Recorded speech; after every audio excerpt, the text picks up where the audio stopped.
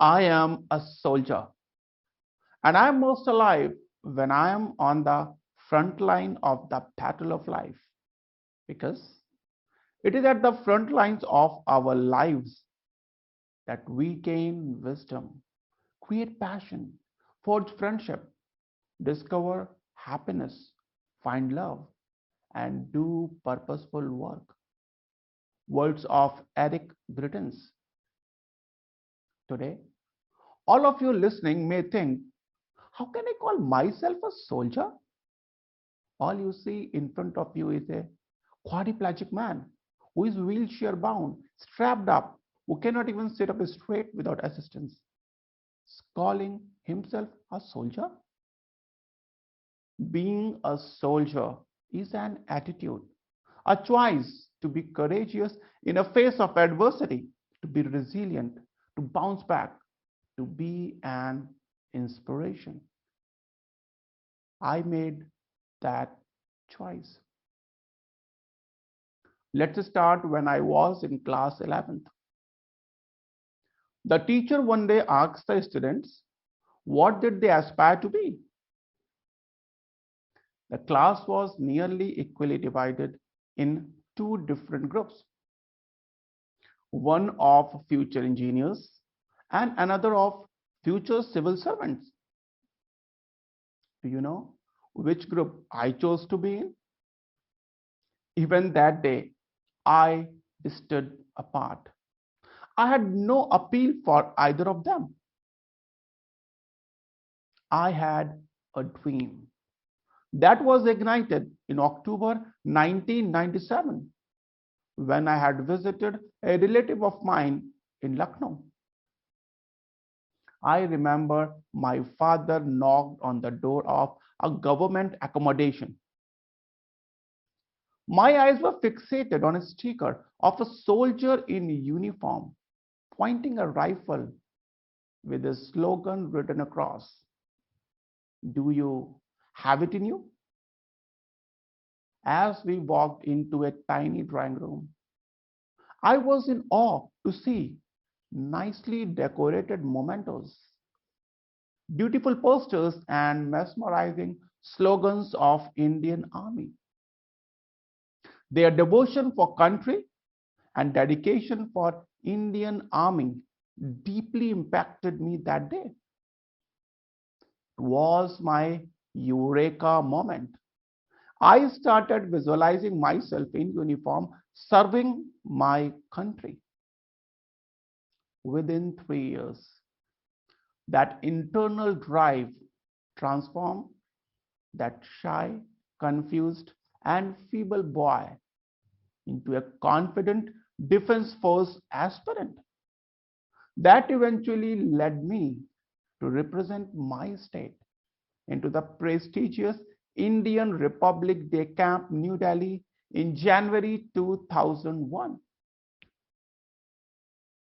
Life at times is like a cunning well-wisher. It takes great pleasure watching us plan for the exam of life, knowing the fact that nothing is certain except the uncertainties. I did not become a soldier in Indian Army, yet nothing was powerful enough to crush the soldier within. While negotiating the uncertainties, I found myself most alive to get inspired. Could anyone guess how old I am?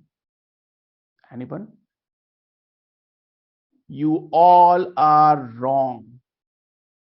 I'm only 16 years old. Surprised? Or rather amused? Yes, I'm only 16 years old because on 3rd of August 2005, I was fortunate to be given a second life. My passion to become a soldier made me a fitness enthusiast. Daily, I used to run 5 kilometers, followed by an intense workout in the gym. My favorite pastime was doing obstacle course designed for soldiers in the nearby cantonment area. I was exerting my body every day to the extent that I was depriving it of adequate sleep and rest. I was confident that I was unbreakable. It was like feeding a dormant volcano with the confidence that it would never erupt. And then one day, even without realizing, I crossed the tipping point. My mind and body was so exhausted that my brain switched off while driving to work. I drove my bike more than 2 kilometers while being partially asleep. And finally, I ended up smashing my bike into a standing trolley. There was no blood, there was no external injury. But that sudden severe jerk broke something very vital within me. My C4, C5 neck bone crushed into small pieces. My head was hanging separate from my body as the cord that connects brain and body ruptured.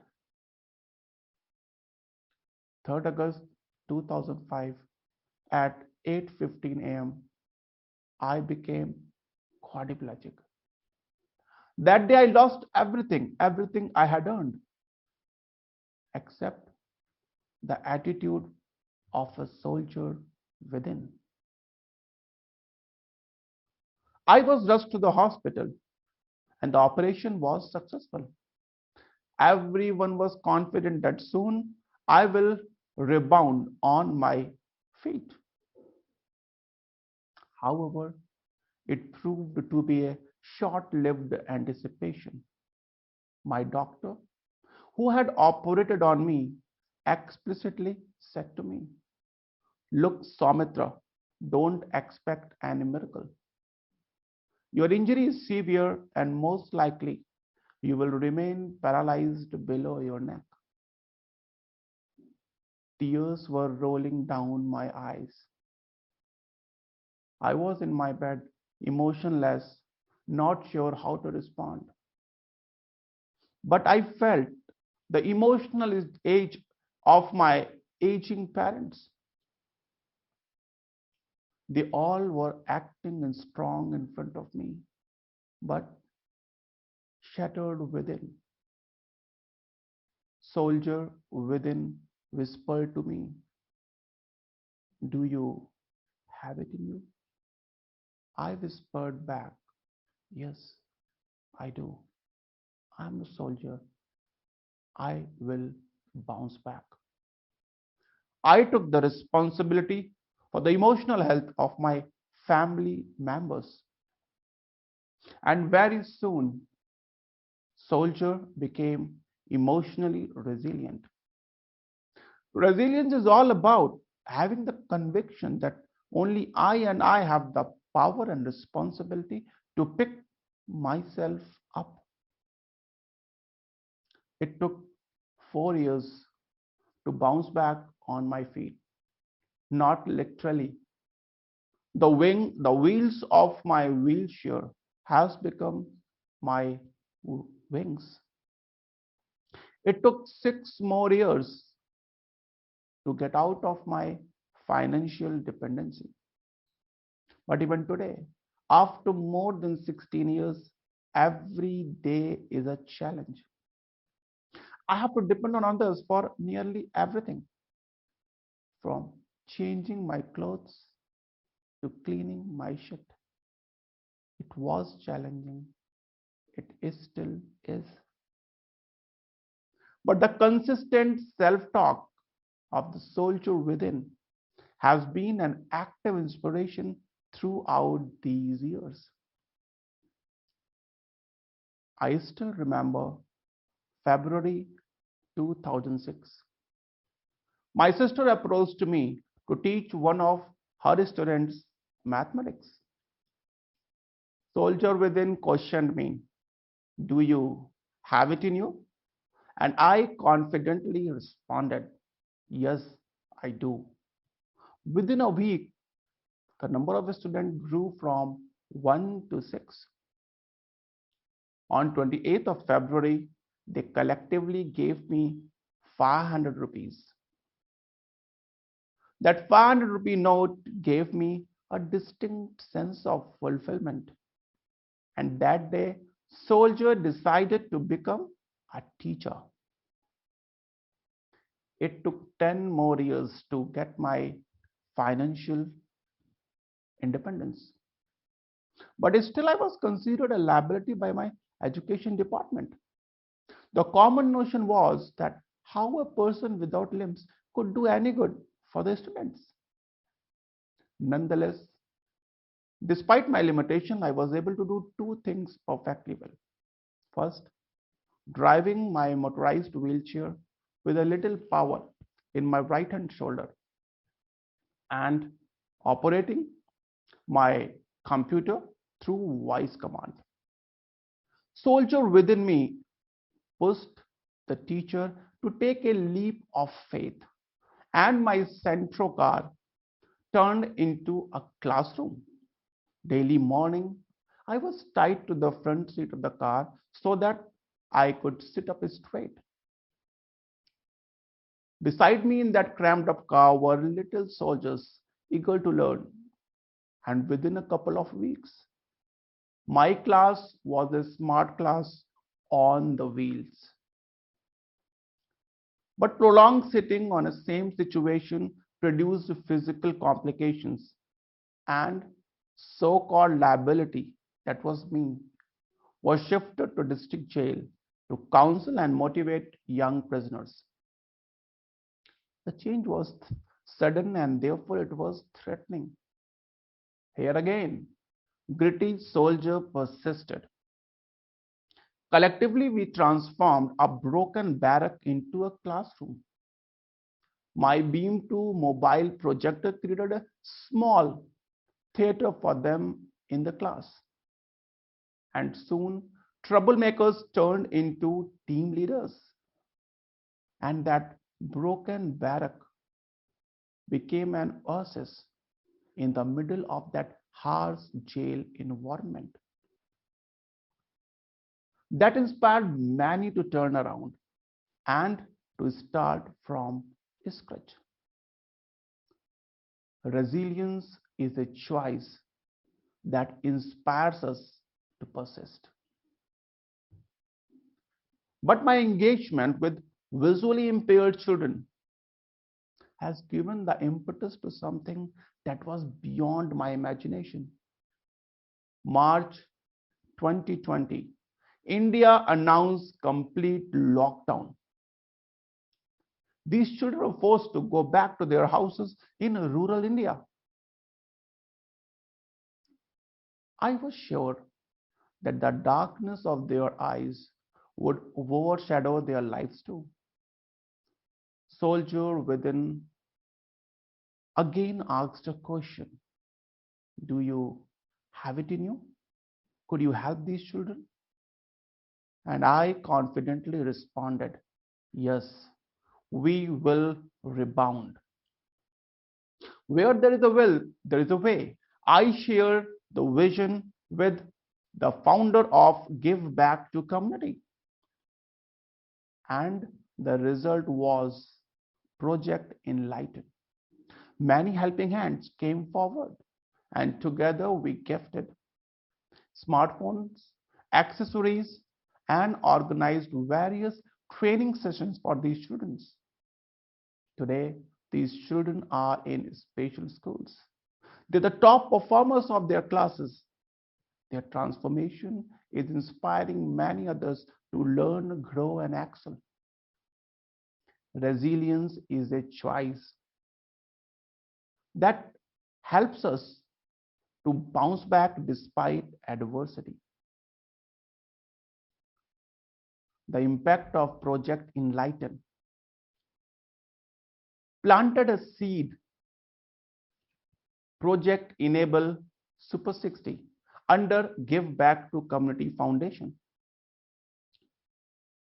It is one of its kind initiative to teach rural India by bridging technological gaps and providing many children limitless opportunities. I, as a project leader of Project Enable, is leading a team of 25 self-dedicated mentors to prepare 62 dedicated students of rural Ayodhya to get admission in Navodaya Vidyalaya, one of top 10 residential schools in India. Many of these students are first generation learners. Often they are taking their online classes in the candlelight.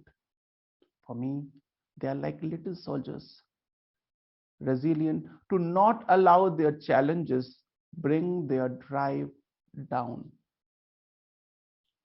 They are fighting for their better future. In turn, they're inspiring many around them, including me. Resilience is a choice that makes us prompt to inspire and to get inspired. Year 2005 to year 2021, 16 years, the journey from being considered a liability to becoming an asset was not easy. The driving force was the soldier within. We all have a soldier within who is most alive while negotiating with the uncertainties of life, who is emotionally resilient, who persists, rebounds, and always prompt to inspire and to get inspired. To be resilient, build awareness of your self-talk in order to make it purposefully constructive. Foster an optimistic attitude because realistic optimism is the bedrock of a resilient personality. Find a purpose that is bigger than yourself to make the challenges of life smaller in front of your resolve. So, let me ask you, do you have it in you? Yes, you do, because we all have a soldier within.